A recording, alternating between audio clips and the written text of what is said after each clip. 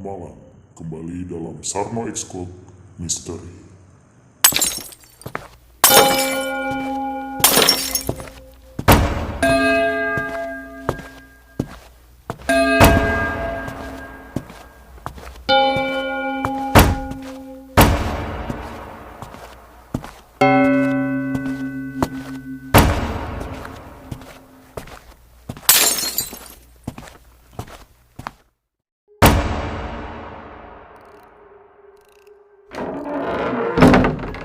Selamat malam, kembali lagi dalam Misteri Sarno X Code. Pada malam hari ini kita akan bercerita mengenai sebuah komplek pemakaman Belanda di Purbalingga. Hawa mistis menyelimuti komplek pemakaman ini.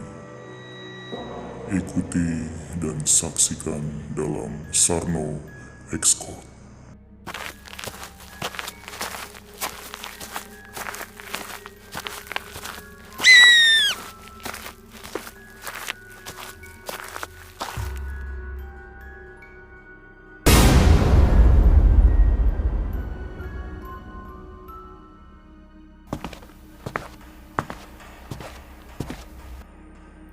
Kembali lagi dalam Misteri Sarno X Code.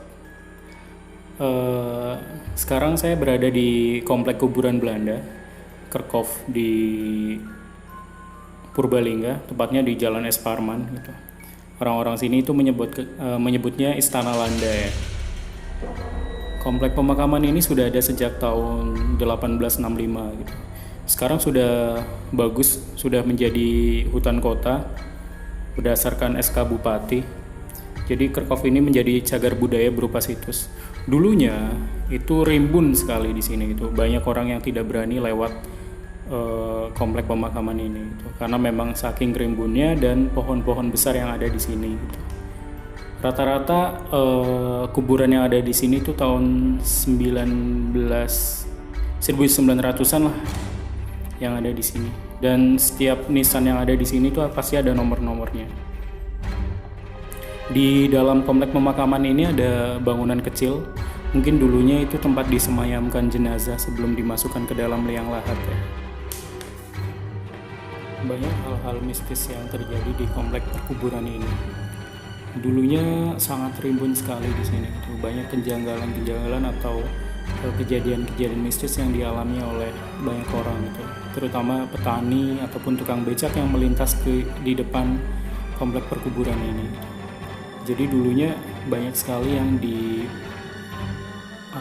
diliatin pocong, kuntilanak, genderuwo ataupun ular buntung. Kenapa saya menyebut ular buntung? Jadi ularnya itu berbentuk ular besar tapi pendek.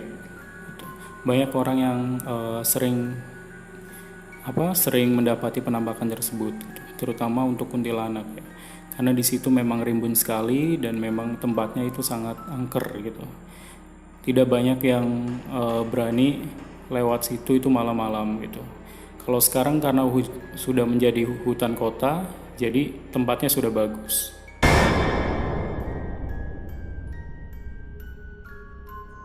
Terdapat sebuah prasasti batu nisan yang membuat Sarno X Code penasaran. Ya, saya duduk tepat di prasasti batu nisan punya bayi ya. Ini bayi berumur 1 tahun. Dilihat dari namanya, itu namanya Wilhelmenhof. Kelahiran tahun 1893 dan meninggal tahun 1894. Kemungkinan besar bayi tersebut meninggal karena sakit gitu. Di usianya seperti itu. Di batu nisan tertulis angka 69. Jadi di sini tuh banyak batu nisan dengan nomor-nomor gitu.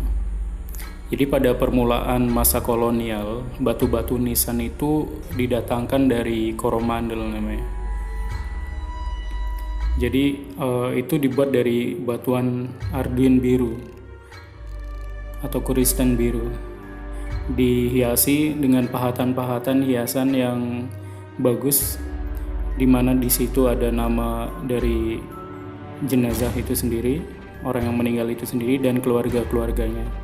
Biasanya ada terdapat hiasan lambang keluarga yang dibingkai dengan bunga itu. Tapi itu hanya beberapa batu nisan saja. Namun jarang sekali ya kita lihat tadi di hampir semua batu nisan itu jarang yang ada pahatan gitu. Yang terlihat hanya batu marmer putih bertuliskan nama orang yang meninggal.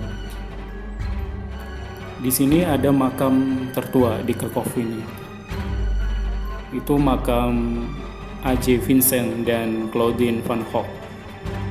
Jadi itu adalah dua makam yang paling tua di sini. Rata-rata orang-orang yang meninggal di sini itu adalah pegawai dari pabrik gula ya. Jadi di Purbalingga ini ada pabrik gula Bojong gitu.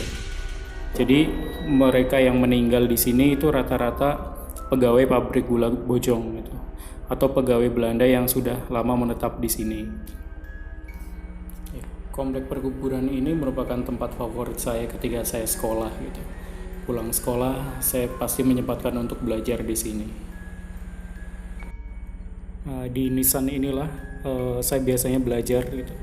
Nisan ini adalah nisan M. van Sleef yang meninggal pada tahun 1933. Jadi di tempat ini saya biasanya menyempatkan waktu untuk belajar gitu. Sepulang sekolah naik sepeda pasti ke sini gitu sampai sore.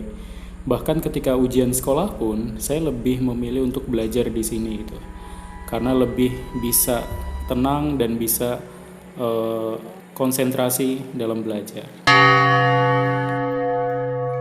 Misteri penampakan noni Belanda kerap menghantui warga yang melintasi di depan komplek pemakaman tersebut.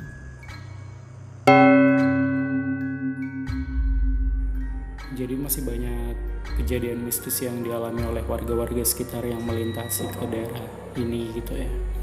Salah satunya adalah penampakan noni Belanda atau tuan Belanda gitu. Biasanya orangnya tinggi, besar, putih gitu.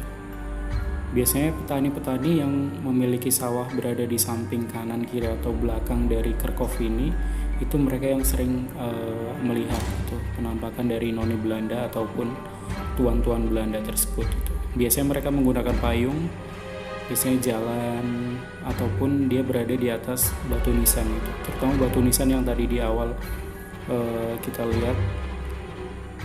Tapi sayang sekali tempat pemakaman ini dikotori dengan orang-orang yang tidak bertanggung jawab gitu, yang mencari sesuatu dan untuk mabuk-mabukan di sini. Semoga kedepannya kita bisa sama-sama menjaga situs cagar budaya ini, biar bisa anak cucu kita itu menikmati peninggalan sejarah di zaman dulu. Terima kasih. Penelusuran akan dilanjutkan di malam hari untuk menguak dan mendapatkan pengalaman mistis di komplek pemakaman Kerkhof, Istana Landa, Purbalingga.